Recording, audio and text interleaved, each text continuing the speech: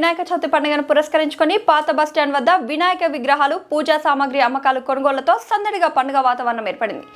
గణేష్ మంటప నిర్వాహకులు ఈ రోజు నుంచి విగ్రహాలను కొనుగోలు చేసి మంటపాలను ప్రతిష్టాపన ఉత్సవానికి తయారు చేస్తున్నారు.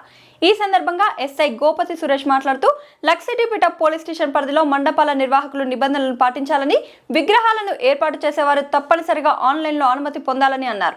నిర్వాహకులు ప్రతి ఒక్కరూ పోలీస్ మరియు విద్యుత్ శాఖ నుండి తప్పక అనుమతి తీసుకోవాలని కోరారు.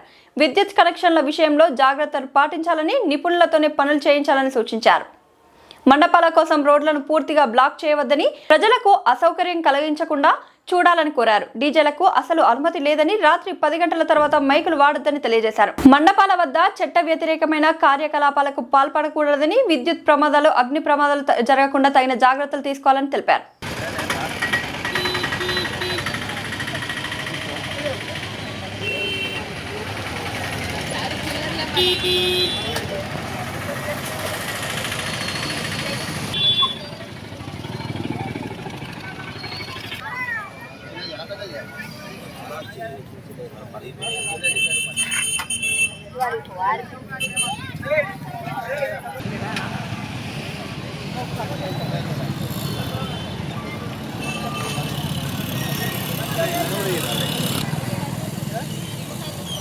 మొత్తం మంచిది అడిగి తీస్తా.